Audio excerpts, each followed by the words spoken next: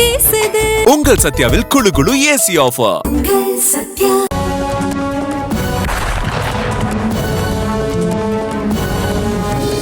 ருத்ரா.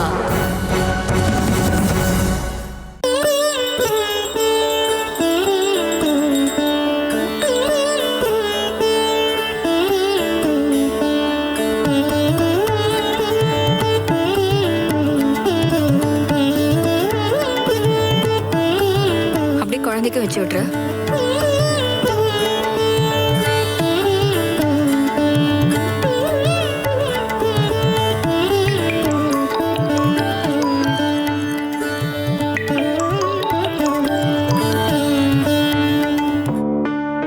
சொல்லு ஆகாஷ். விக்ரம், மாத்தி மாத்தி கிளைண்ட்ஸ் ஃபோன் பண்ணிக்கிட்டே இருக்காங்க விக்ரம். அவங்களுக்கு என்ன பதில் சொல்றதுனே தெரியல. அதனாலதான் உனக்கு இப்ப கால் பண்ணேன். அவங்களுக்கு இப்ப நான் என்ன பதில் சொல்ல? ஆகாஷ், எப்படியோ ஏமாத்தி ருத்ராவை என் வீட்டுக்கு கூட்டிட்டு வந்திருக்கேன். நான் பிளான் பண்ண மாதிரியே தான் இங்க எல்லாம் போயிட்டு இருக்கு. இனிமே இங்க எந்த ப்ராப்ளமும் இல்லை. கண்டிப்பா சீக்கிரமாவே டைமண்ட்ஸ் எங்க இருக்குன்னு நான் கண்டுபிடிச்சிருவேன். அதனால கிளைண்ட்ஸ் கிட்ட அவங்க சொன்ன டைம்குள்ள டைமண்ட்ஸ் அவங்க கைக்கு வந்துரும்னு சொல்லிட்டேன். சரி விக்ரமா.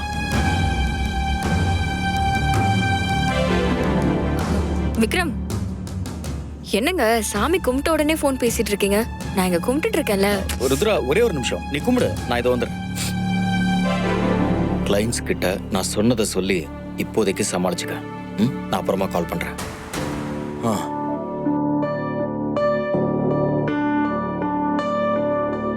உன்னை என் வீட்டுக்கு கூட்டிட்டு வந்தது உன் கூட குடும்பம் நடத்தன்னு நினைச்சுக்கிட்டு இருக்கல. நீ எவ்வளவு முட்டாள் ருத்ரா. எப்படிதான் மறுபடியும் மறுபடியும் என்ன நம்பி ஏமாந்துகிட்டே இருக்கியோன்னு தெரியல.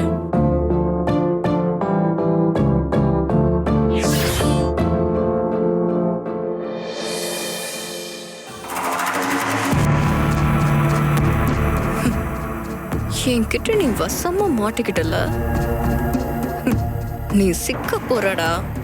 நான் உன் கையில விலங்க மாட்டி குறைஞ்சபட்சம் ஒரு 10-20 வருஷமாவது உன்னை உள்ள தள்ளதான் போறேன். அதுக்குதான் இந்த டிராமாவே.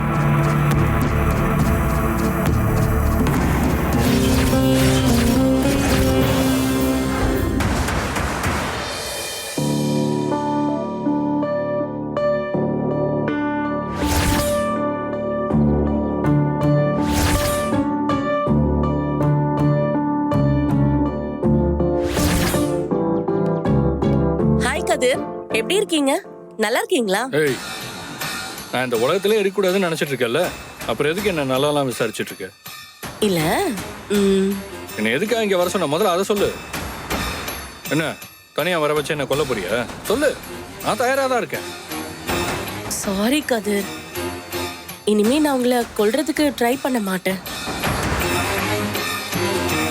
ஆனா எனக்கு ஒரே ஒரு டவுட் இருக்கு, அதுக்கு மட்டும் பதில் சொல்லுங்க.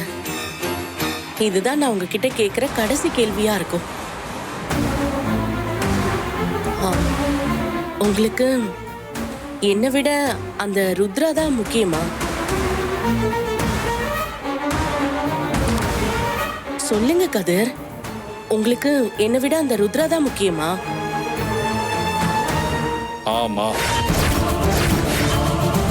எனக்கு ருத்ரா தான் முக்கியம். போதுமா? இப்ப என்ன அதுக்கு?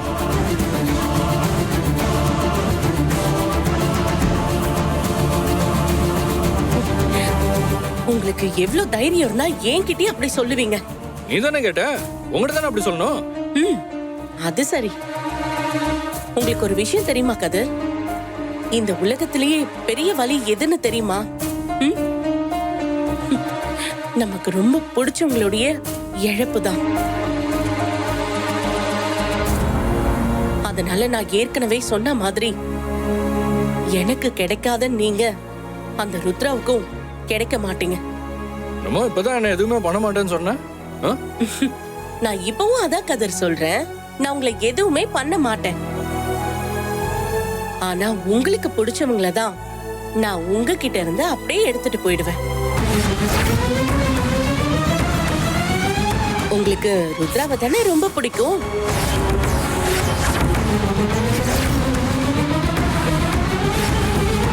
வரேன்.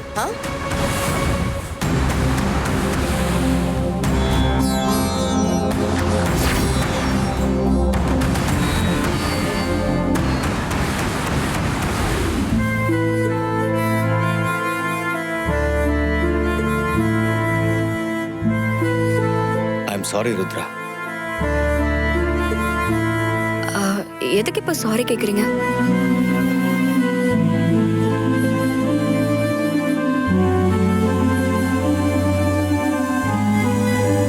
அடுத்தவங்க கண்ணு படுற மாதிரி ஒரு அழகான குடும்பமா நாம இருந்து நம்ம லைஃப் போயிருந்திருக்கணும்.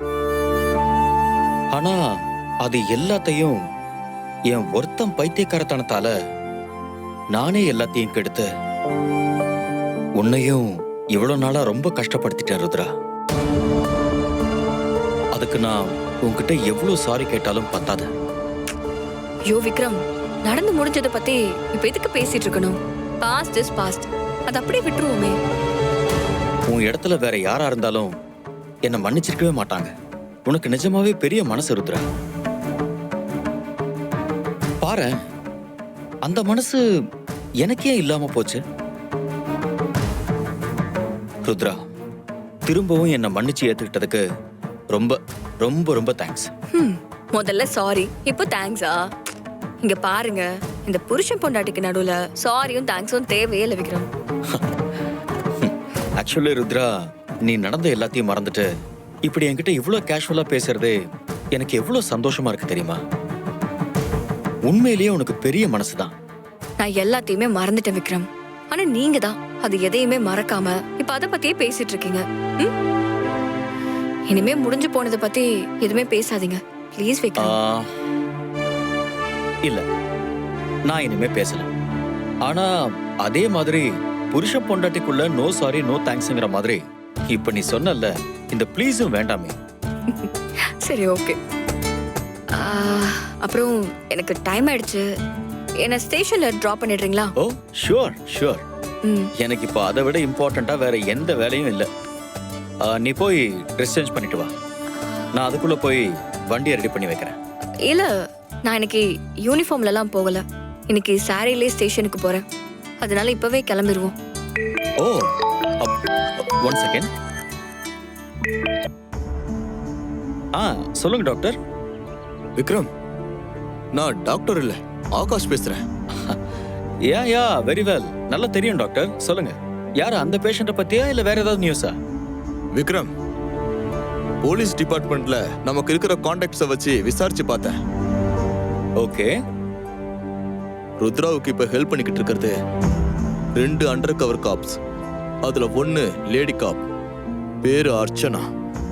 இன்னொரு காப் கணபதி. ஓ, ஐ see. ஓகே. டாக்டர், நீங்க ஒன்று பண்ணுங்க. அந்த 2 பேருக்கும் இன்னைக்கு நைட்டே சர்ஜரி பண்ணி ஆகணும். அதனால அவங்க 2 பேரையும் உடனடியாக நம்ம ஹாஸ்பிட்டல்ல அட்மிட் பண்ணிடுங்க. பண்ணிட்டு எனக்கு இன்ஃபார்ம் பண்ணுங்க. ஓகே விக்ரம், எனக்கு புரிஞ்சிருச்சு. நீ எப்போ வருவ? நான் ஏதோ இப்போ என்னோட ஒய்ஃபை ஒரு இடத்துல ட்ராப் பண்ணுறதுக்காக வெளியே போயிட்டு இருக்கேன். முடிச்சுட்டு நான் ஸ்ட்ரெயிட்டாக ஹாஸ்பிட்டலுக்கு வந்துடுறேன். ஓகே, அதுக்குள்ள நான் அவங்கள தூக்கிடுறேன். Good, thank you. ருத்ரா, போலாமா? போலாங்க.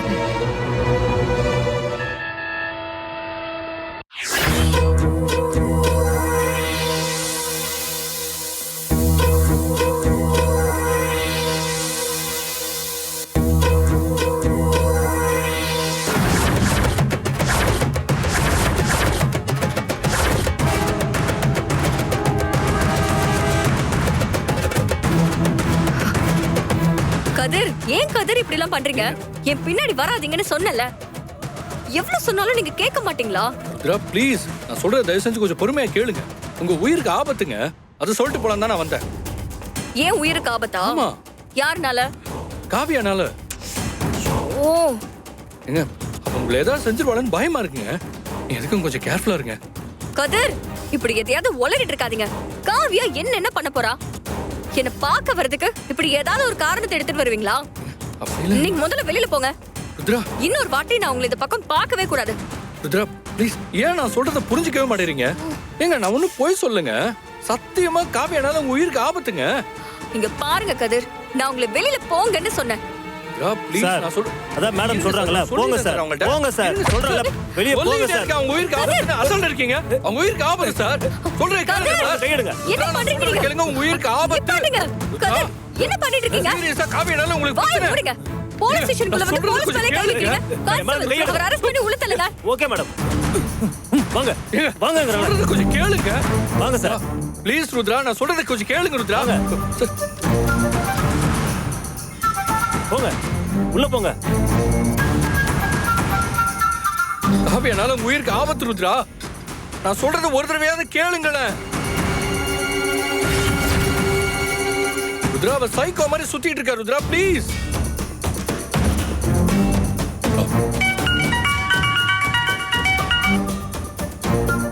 சொல்ல அர்ச்சனா. அப்படியா? ஓகே, அப்ப நீங்க நைட்டு நம்ம இடத்துக்கு வந்துருங்க. அடுத்து என்ன பண்றதுன்னு நான் உங்களுக்கு சொல்றேன். ருத்ரா, என்னாச்சு? ஏன் கதிர் அரெஸ்ட் பண்ணி வச்சிருக்கீங்க? நான் வந்து சொல்றேன் சார்.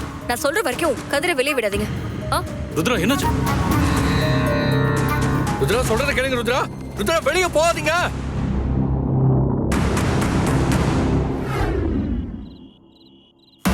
மேடம், நீங்க சொன்ன மாதிரியே நானும் கணபதியும் அண்டர் கவர் காப்ஸ்ல உங்க கூட இருக்க விஷயத்த விக்ரம் காதுக்கு போக வச்சாச்சு. ஓகே, அப்ப இந்நேரம் நீங்க யாரு, எங்க இருக்கீங்கன்னு அந்த விக்ரம் தேட ஆரம்பிச்சிருப்பான். அவனுக்கு ரொம்ப சிரமம் கொடுக்காம நானே நீங்க யாரு, எங்க இருக்கீங்கன்ற டீடைல்ஸ அவனுக்கு தெரிய வச்சிடுறேன். அது தெரிஞ்ச உடனே கண்டிப்பா அவங்க 2 பேர்ல யாராவது ஒருத்தரை தூக்கிடுவான். 2 பேர்ல யார் அவன்கிட்ட மாட்டுறீங்களோ உங்ககிட்ட அவன் உங்களை விசாரிக்கிறப்போ நான் சொன்னதுல ஒண்ணு கூட மாறாம அப்படியே அவன் கிட்ட சொல்லிருங்க. அதை நம்பி அவன் அதுக்கப்புறமா அடுத்த ஸ்டெப் எடுத்து வைப்பான். அதுக்கப்புறம் மத்ததெல்லாம் நான் பாத்துக்கிறேன். சரிங்க மேடம். விக்ரம், அந்த அர்ச்சனாவையும் கணபதியும் யாருன்னு எப்படி கண்டுபிடிக்கிறது?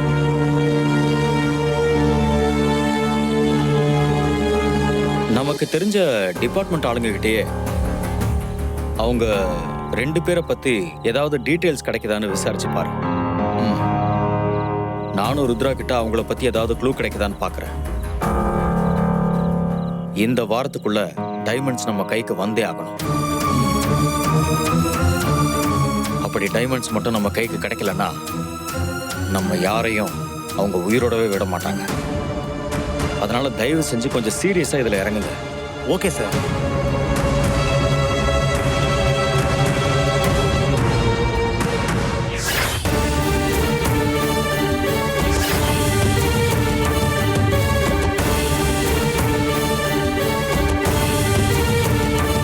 ஓஹோ, நான் ஊருக்கு போயிருந்த கேப்ல இவ்வளவு விஷயம் நடந்துருச்சா? ஆமா சார்.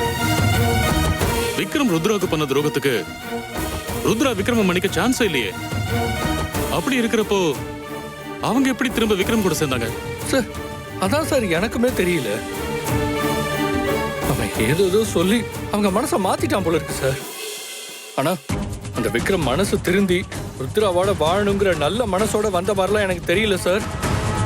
அவன் ஏதோ ஒரு பிளானோட தான் திரும்ப ருத்ரா லைஃப்குள்ளேயே வந்திருக்கான். ஆனா அது தெரியாம ருத்ரா அவனை கண்மூடித்தனமா நம்பிட்டு இருக்காங்க சார். சார், எனக்கு என்ன பண்றதுன்னே ஒன்றும் புரியல சார். சார், ஒரு பக்கம் இந்த விக்ரம்னா இன்னொரு பக்கம் இந்த காவியா வேற ருத்ராவை கொலை பண்ணணும்னு வெறியோட சுத்திட்டு இருக்கா. அவ கண்டிப்பா ருத்ரா ஏதாவது பண்ணிடுவா சார். அவ சைக்கோ சார். அது சொல்றதுக்காக தான் நான் இங்க வந்தேன். ஆனா ருத்ரா என்ன தப்பா புரிஞ்சுக்கிட்டு என்ன தூக்கி உள்ள போட்டாங்க. சார், நீங்க தான் சார் ஏதாவது பண்ணணும். ருத்ரா கூட கொஞ்சம் பேசுங்க sir, please sir. Okay, cool. Rudra கிட்ட நான் பேசி பார்க்கறேன். சார், அவங்களுக்கு கொஞ்சம் சேஃபா இருக்க சொல்லுங்க சார், ப்ளீஸ்.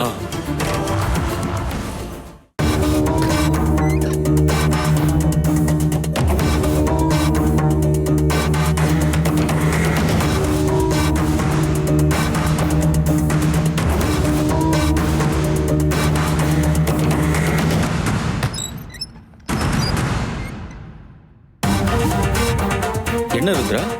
ஆ, ஆராதனை தூங்கிட்டாளா? அவ அப்பவே தூங்கிட்டா. அப்போ செல்வி? செல்வி தலைவலிக்குதுன்னு இன்னைக்கு கொஞ்சம் ஏர்லியாவே படுக்க போயிட்டா. தூங்கிருப்பான்னு நினைக்கிறேன். ஓ, தூங்கிட்டாளா? ஏன் அவளை கேக்குற? இல்ல, லைட்டா தலைவலிக்கிற மாதிரி இருக்கு. ஒரு காஃபி சாப்பிட்டா நல்லா இருக்கும்னு தோணுச்சு, அதான். காஃபி தானே, நான் போட்டுக்கிறேன். நீங்களா? ஏன், நான் நல்ல காஃபி போடுவேன். Just wait a minute.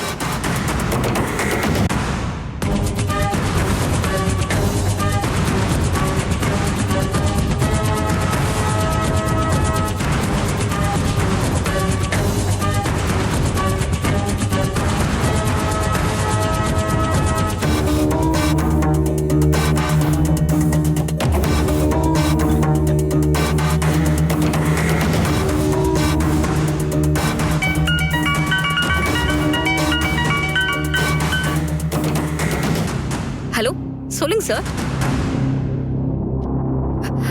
Sir, என்ன சார் சொல்றீங்க? இன்னும் அந்த ஆபரேஷன் முடியவே இல்லையே. அதுக்குள்ள எப்படி சார் டீமை க்ளோஸ் பண்ண முடியும்? நோ சார், எனக்கு கணபதியும் அர்ச்சனாவும் கண்டிப்பா வேணும்.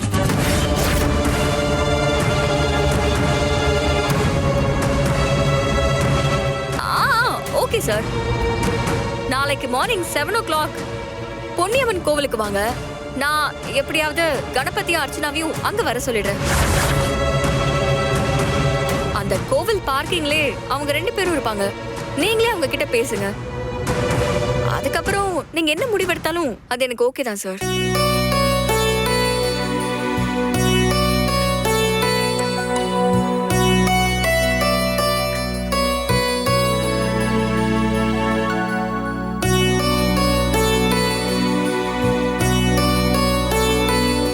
என்ன ருத்ரா, ஏதோ டென்ஷனா இருக்கிற மாதிரி இருக்கு?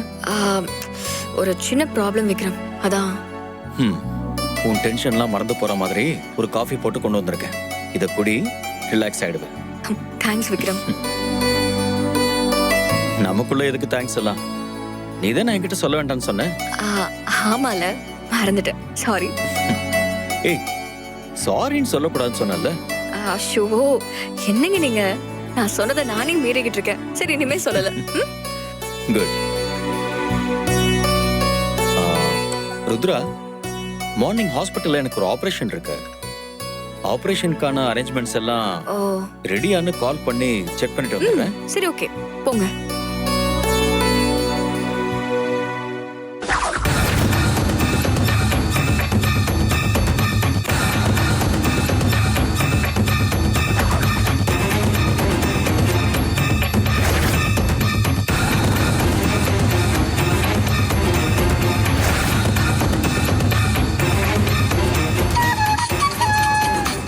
ஒரு நிமிஷம். சொல்லு விக்ரம். இங்க பாரு ஆகாஷ், நாளைக்கு மார்னிங் 7 o'clock அந்த அண்டர் காப் கணபதியும் அர்ச்சனாவும் பொன்னியம்மன் கோவில் பார்க்கிங்ல இருப்பாங்க. ஓகே விக்ரம். பார்க்கிங்க்கு வர அவங்க 2 பேரும் அதுக்கப்புறம் வேற எங்கேயுமே போக கூடாது. நம்ம இடத்துல இருக்கணும். ஓகே விக்ரம், நான் பாத்துக்கிறேன். 2 பேரையும் தூக்கணும். ஏதாவது சொதப்பல் நடந்தது நடக்காது விக்ரம்.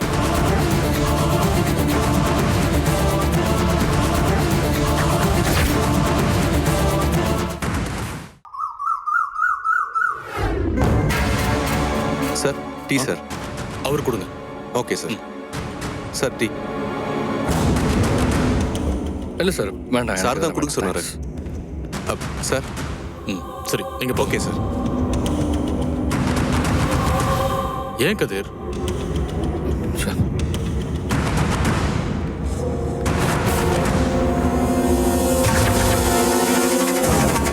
எங்க சார் அவ? யாரை கேக்குறீங்க? ருத்ரா. அவங்க இன்னும் வரல மேடம்.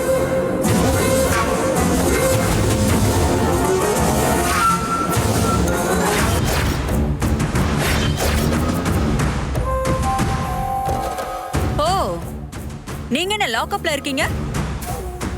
அப்போ அவளும் அங்கதான் இருப்பா. 2 பேரும் லாக்அப்குள்ள கூத்தடிச்சிட்டு இருக்கீங்களா? என்னங்க பேசிட்டு இருக்கீங்க?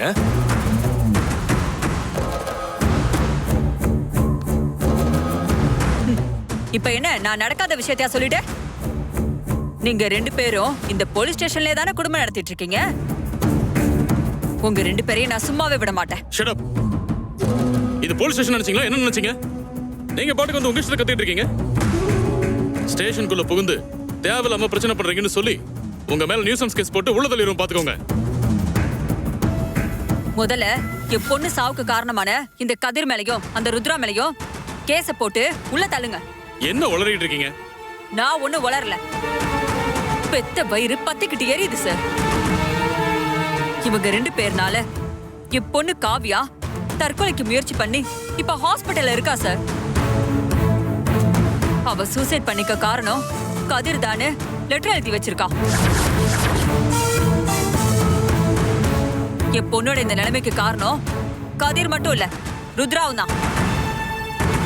அதனால இவங்க 2 பேர் மேலே கேஸ் ஃபைல் பண்ணி கோர்ட்ல ஹேண்ட் ஓவர் பண்ணுங்க. இந்தாங்க.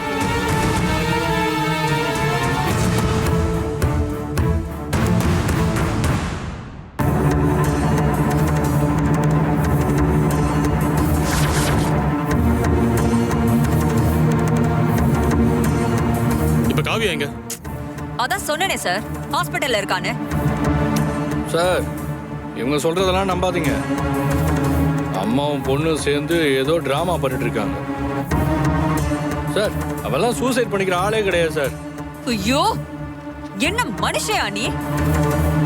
என் பொண்ணு ஹாஸ்பிட்டல்ல அங்க சாக கிடக்குறா, இப்படி பேசிட்டு இருக்க? இங்க பாரு, என் பொண்ணுக்கு மட்டும் ஏதாவது ஒண்ணு ஆச்சு, உங்க யாருமே நான் சும்மாவே விட மாட்டேன். பாத்துக்கோங்க.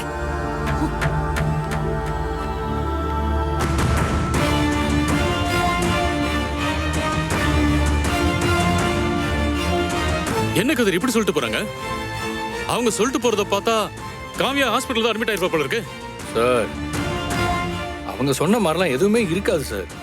காவியா அவ வேலையை காட்ட ஆரம்பிச்சிட்டா சார். ருத்ராவை ஏதோ பண்றதுக்காக தான் அவ ஏதோ பிளான் பண்ணி அவங்க அம்மா விட்டு இந்த மாதிரி கம்ப்ளைண்ட் கொடுக்க சொல்லியிருக்கா சார். சார் சார், அவங்க ஏதாவது ருத்ராவை பண்றதுக்கு முன்னாடி நம்ம ருத்ராவை காப்பாற்றணும் சார். சார், தயவு செஞ்சு லாக்கப்பை திறந்து விடுங்க சார். கொஞ்சம் இருங்க கதிர், அவசரப்படாதீங்க. நான் முதல்ல ருத்ரா கிட்ட இந்த விஷயத்தை இன்ஃபார்ம் பண்ணிட்டு அதுக்கப்புறம் என்ன பண்ணலாம்னு சொல்றேன். Sir sir